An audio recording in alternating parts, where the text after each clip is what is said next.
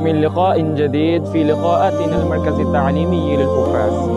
اليوم سنتناول موضوعا هاما مهما مندهشا مفزعا مبكيا يبكي على يسمعه ويندق له قلب من غدرة الغادرين الخادعين، وذلك لما مات معاوية رضي الله عنه أرسل إلى سيدنا الحسين رضي الله تعالى عنه أهل الكوفة أن قد حبسنا أنفسنا على بيعتك، وطولب بالمدينة أن يبايع يزيد، فخرج إلى مكة وأرسل ابن عمه مسلم بن عقيل إلى الكوفة، فقال له: إن كان حقا ما كتبوا به فعرفني ألحق بك.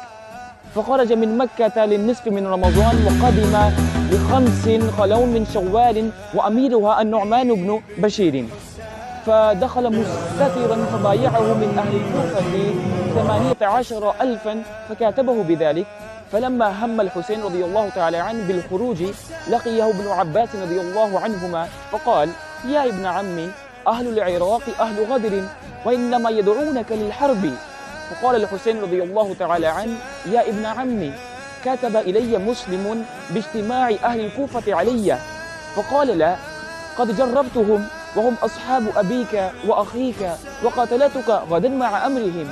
إذا بلغ ابن زياد خبرك فاستفزهم، فكأن الذين كتبوا إليك أشد عليك من عدوك، فإن أبيت إلا الخروج فلا تخرجن بنسائك وولدك معك، فإني لخائف أن تقتل كما قتل عثمان ونساؤه وولده ينظرون إليه.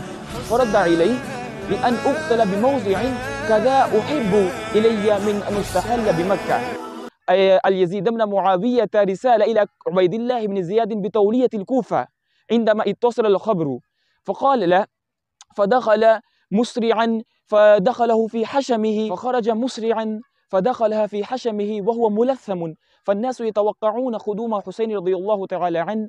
فجعل عبيد الله بن زياد يسلم على الناس فيقولون: عليك السلام يا ابن رسول الله صلى الله عليه وسلم.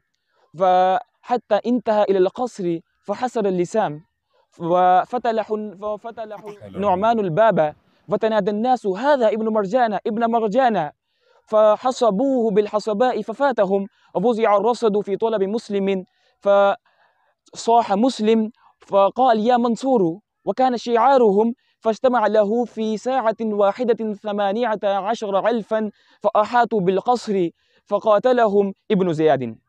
فلم يمس المساء ومعه 100 رجل، فلما رأى تفرقهم صار نحو أبواب كندة فبلغ الباب ومعه 100، فخرج وليس له أحد، فبقي حائرا لا يدري أين يتوجه، فنزل من على فرسه ويدخل أزقة الكوفة، فانتهى إلى باب مولاة لمحمد بن أشعث فاستسقاها فسقته، فأعلمها حاله فرقت له فآذته، وأعلمت محمد بن الأشعث بمكانه، فمشى إلى ابن زياد وأعلمه، فوجه معه 70 رجلا فاقتحموا عليه فقاتلهم مسلم.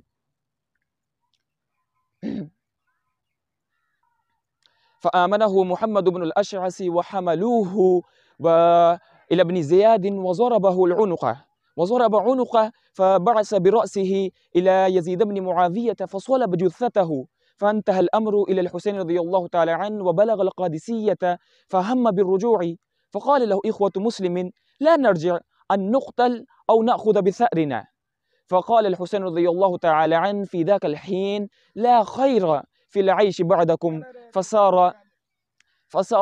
فعاد إلى كربلاء وهو في نحو 500 فارس، فلما كثرت العساكر أيقن أنه لا محيص له، فقال: اللهم احكم بيننا وبين قوم يدعون لينصرونا ثم هم يقاتلون. فخاطب قومه فقال: اتقوا وكونوا من الدنيا على حذر، فإن الدنيا لو بقيت على أحد أو بقي عليها أحد لكان الأنبياء أحق بها وبالبقاء عليها، وغير أن الله خلقها للفناء، والدنيا مزمحل وسرورها مكفهر، والدار قلعة والمنزل طلعة، فتزودوها فإن خير زاد التقوى واتقوا الله لعلكم تفلحون.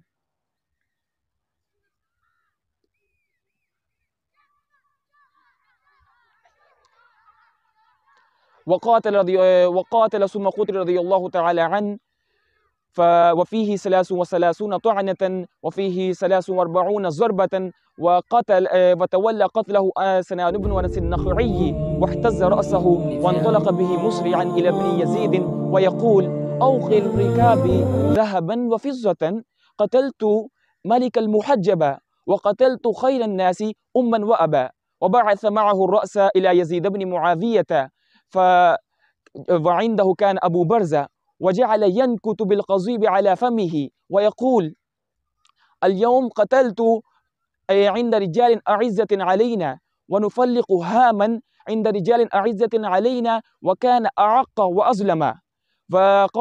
وقال له أبو برزة عندما رآه ينكت بالقضيب إلى فمه، فقال: ارفع بقضيبك، فلقد رأيت رسول الله صلى الله عليه وسلم يلثمه.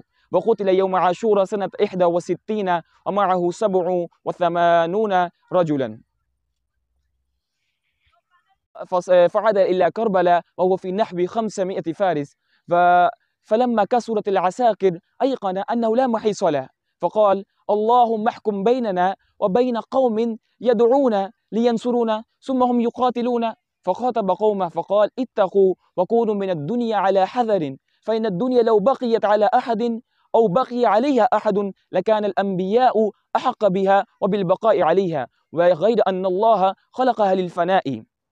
والدنيا مزمحل وسرورها مكفهر، والدار قلعة والمنزل تلعة، وتزودوها فإن خير زاد التقوى، واتقوا الله لعلكم تفلحون.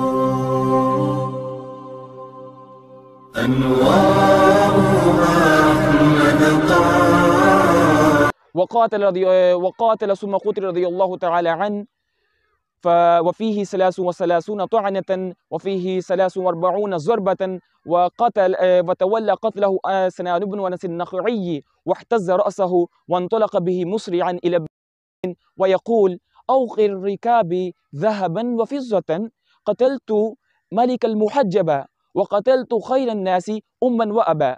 وبعث معه الرأس إلى يزيد بن معاوية، وعنده كان أبو برزة، وجعل ينكت بالقضيب على فمه ويقول: ونفلق هاما عند رجال أعزة علينا، وكان أعق وأظلم. وقال له أبو برزة عندما رآه ينكت بالقضيب إلى فمه، فقال: ارفع بقضيبك، فلقد رأيت رسول الله صلى الله عليه وسلم يلثمه. وقتل يوم عاشوراء سنة 61 ومعه 87 رجلا.